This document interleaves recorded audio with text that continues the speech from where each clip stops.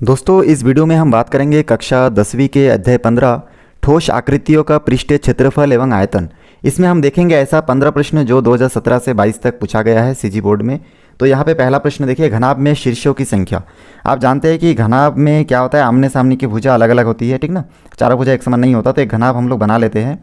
तो इस प्रकार से हम लोग देखेंगे कि इस घनाभ में शीर्षों की संख्या, मतलब ये जो सिर है ना इसकी संख्या, ठीक ना, जहाँ पे 3 लाइन आपस में मिल रहा है, आपस में टच हो रहा है, उस लाइन को क्या बोलेंगे, शीर्ष। तो ऐसा गिन के अगर आप देखेंगे तो कुल मिला के कितना हो जाएगा इसमें 8।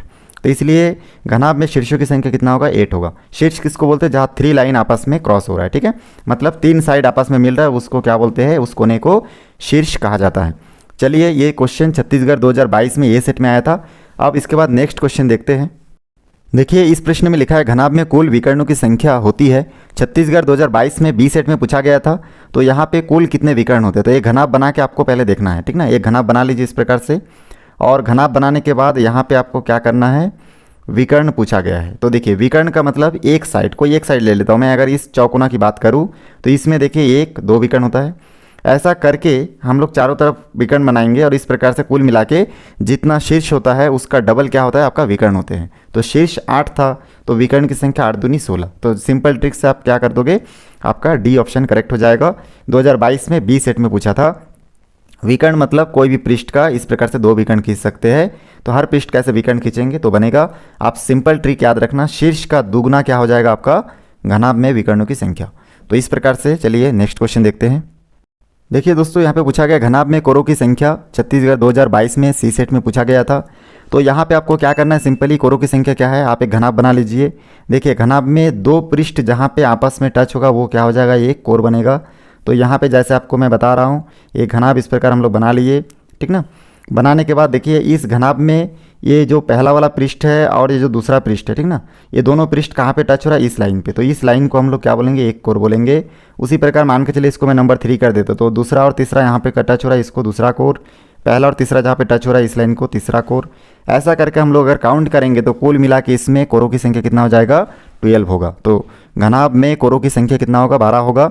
चलिए अगला क्वेश्चन देखते हैं। देखिए, यहाँ पे पूछा गया है, यदि किसी शंकु की त्रिज्या 3 सेंटीमीटर है, ऊंचाई 4 सेंटीमीटर है, तिर्यक ऊंचाई ज्ञात कीजिए।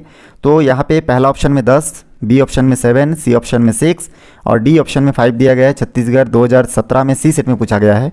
तो तिर्यक ऊंचाई जब भी आएगा तो आपको सूत्र याद रखना है तिर्यक ऊंचाई का, L = √h² + r²। तो आपको क्या करना है, यहाँ पे h मतलब हाइट, r मतलब त्रिज्या। तो यहाँ पे ऊंचाई कितना देखिए, 4 सेंटीमीटर। तो यहाँ पे आप लिखिए 4 का स्क्वायर, और r के जगह पे मतलब त्रिज्या का मान बिठा सकते हैं 3 का स्क्वायर। इसको आगे सॉल्व करेंगे तो यहाँ पे देखिए हमको प्राप्त हो जाएगा 16 और 3 × 9। तो 16 और 9 को हम लोग आपस में जोड़ देंगे तो आ जाएगा 25, और 25 का वर्गमूल 5, जो कि करेक्ट ऑप्शन हो जाएगा ऑप्शन डी। तो इस प्रकार तिर्यक ऊंचाई का सूत्र लगा के आपको हल करके देखना है कि उसका करेक्ट आंसर क्या होगा। चलिए उसके बाद नेक्स्ट क्वेश्चन देखते हैं। यहाँ पे देखिए, इस प्रश्न में फिर लिखा हुआ है, एक शंकु का व्यास 12 सेंटीमीटर है और ऊंचाई 8 सेंटीमीटर है, तिर्यक ऊंचाई ज्ञात कीजिए। छत्तीसगढ़ 2020 में 17 में पूछा गया है। तो यहाँ पे हमको क्या करना है, तिर्यक ऊंचाई का सूत्र लिख लेना है। L = हम लोग जानते हैं √h² और r² होता है यहाँ पे। लेकिन हमारा जो प्रश्न है इसमें ऊंचाई का मान तो हम लोग बिठा सकते हैं, कितना है, 8 है, तो 8 का स्क्वायर बिठा सकते हैं। लेकिन यहाँ पे r के जगह पे मान नहीं बिठा सकते, क्योंकि यहाँ पे देखिए व्यास कितना दिया है, त्रिज्या ना देके व्यास दिया है 12 सेंटीमीटर। तो जब भी ऐसा कंडीशन आएगा तो तुरंत आपको, जैसे व्यास यहाँ पे दिया है 12 सेंटीमीटर, आपको इसको आधा कर लेना है, तो आपको प्राप्त हो जाएगा त्रिज्या का मान। कितना हो जाएगा, त्रिज्या का मान हो जाएगा 6 सेंटीमीटर। तो इसलिए आप त्रिज्या की जगह पे 6 का स्क्वायर बिठा सकते हैं। आगे इसको सॉल्व करेंगे तो यहाँ पे हमको प्राप्त हो जाएगा 8 × 8 = 64 और 6 × 6 = 36। 36 और 64 को आपस में जोड़ देंगे तो हमको प्राप्त हो जाएगा 100, और 100 का वर्गमूल कितना होता है, 10 होता है, ठीक ना। यहाँ पे देखिए ऑप्शन में नहीं दिया है क्योंकि गलत किए इन लोग, यहाँ पे गलत ऑप्शन हो किए। यहाँ पे 10 होना चाहिए था, 20 ना देके 10 एक ऑप्शन में होना चाहिए था। अगर मान के चलिए आपका क्वेश्चन का आंसर करेक्ट है और यहाँ पे ऑप्शन में गलत दिया है तो आपको बोनस अंक प्राप्त हो जाता है बोर्ड में। लेकिन यहाँ पे 10 नहीं दिया है तो मैं इसको 10 कर देता हूँ, तो करेक्ट आप ऑप्शन ए को कर सकते हैं, ठीक ना। यहाँ पे गलत प्रिंट है। चलिए इसके बाद नेक्स्ट क्वेश्चन देखते हैं। इस प्रश्न में लिखा हुआ है, एक शंकु का व्यास 6 सेंटीमीटर है और ऊंचाई 4 सेंटीमीटर है, तो शंकु की तिर्यक ऊंचाई कितना होगा। छत्तीसगढ़ 2017 में ए सेट में पूछा गया है।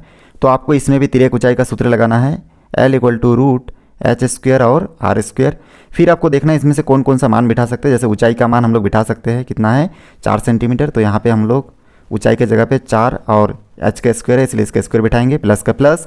यहाँ पे आर के जगह देख रहे हैं मान नहीं बिठा पा रहे क्योंकि यहाँ पे त्रिज्या ना देके क्या दे दिया है, व्यास। तो व्यास को आधा करने से त्रिज्या प्राप्त होता है, आपको बता चुका हूँ। तो यहाँ पे इसको आधा कर दीजिए, मतलब 2 से भाग दे दीजिए, कितना आएगा 3। तो त्रिज्या आपको कितना प्राप्त हुआ 3 सेंटीमीटर। अब इस 3 सेंटीमीटर को त्रिज्या की जगह पे बिठा दीजिए और स्क्वायर लगा दीजिए। फिर यहाँ से हो जाएगा 4 चौक 16, 3 तिये 9, 16 और 9 को अगर जोड़ देंगे तो आ जाएगा 25, और 25 का वर्गमूल कितना आता है 5। तो हमारा करेक्ट आंसर होना चाहिए 5 सेंटीमीटर, जो कि ऑप्शन सी ऑप्शन है। तो इस प्रकार देखिए बहुत आसानी से आप तिर्यक ऊंचाई निकाल सकते हैं। चलिए इसके बाद हम लोग नेक्स्ट क्वेश्चन देखेंगे। अब देखिए यहाँ पे इस प्रश्न में लिखा हुआ है एक घनाभ के आकाशीय विकिरणों की संख्या 4 होती है, ठीक ना। तो यहाँ पे ये कथन सत्य है कि असत्य है हमसे पूछा गया है। तो ये कथन क्या हो जाएगा आपका, सत्य होगा। छत्तीसगढ़ 2018 में सी सेट में पूछा है।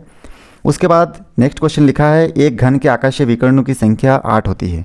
तो घन के आकाशीय विकिरणों की संख्या 8 होती है, ये कथन भी आपका असत्य हो जाएगा। छत्तीसगढ़ 2018 में बी सेट में पूछा गया था।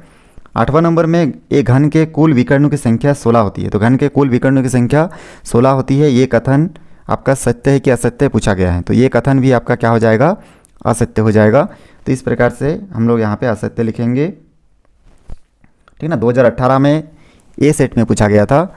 उसके बाद नेक्स्ट क्वेश्चन यहाँ पे लिखा हुआ है इकाई त्रिज्या वाले गोले का आयतन 4/3 पाई घन इकाई होता है। तो घन इकाई मतलब यहाँ पे 4/3 पाई घन इकाई, ठीक ना। त्रिज्या का गोले का आयतन इतना होता है। तो ये कथन क्या है, सत्य है। छत्तीसगढ़ 2020 में ए सेट में पूछा गया। 10वां नंबर है घनाभ में 9 कोरे होती है। तो घनाभ में 9 कोरे होती है, ये कथन असत्य है, ठीक ना। कोरों की संख्या 12 होती है, तो यहाँ पे हम लोग लिखेंगे असत्य। ये छत्तीसगढ़ 2020 में बी सेट में पूछा गया है। घनाभ में 7 कोरे होती है। तो यहाँ पे ये कथन भी आपका क्या हो जाएगा, असत्य होगी, क्योंकि घनाभ में भी कोरे की संख्या कितना होता है, 12 होती है। तो इस प्रकार से यहाँ पे ये कथन असत्य है। छत्तीसगढ़ 2020 में सी सेट में पूछा गया था। चलिए आगे हम लोग कुछ उचित संबंध जो 2019 में आया था उसको देखेंगे। यहाँ पे देखिए उचित संबंध जोड़िए लिखा है। पहला प्रश्न लिखा हुआ है 2019 में ए सेट में पूछा गया था किसी घन की पृष्ठीय विकर्णों की संख्या कितना होती है। तो इसका करेक्ट आंसर हो जाएगा ऑप्शन ए, ठीक ना, 12 विकर्ण होते हैं। उसके बाद दूसरा ऑप्शन में लिखा है किसी घनाभ के आकाशीय विकर्ण की संख्या, आकाशीय पूछेंगे, छत्तीसगढ़ 2019 में बी सेट में पूछा गया है। तो इसका करेक्ट ऑप्शन होगा ऑप्शन सी। तीसरा नंबर में लिखा है किसी घनाभ की विकर्ण पृष्ठीय विकर्णों की संख्या कितना होगी। तो इसका ऑप्शन हो जाएगा ऑप्शन बी। तो इस प्रकार से हम लोग देखिए पूरे क्वेश्चन को सॉल्व कर लिए। मेरे वीडियो को शुरू से आखिरी तक देखें, इसलिए आप सभी का बहुत बहुत धन्यवाद। वीडियो अच्छा लगे तो लाइक शेयर और सब्सक्राइब कीजिएगा। चलिए फिर मिलते हैं एक नई वीडियो के साथ। धन्यवाद।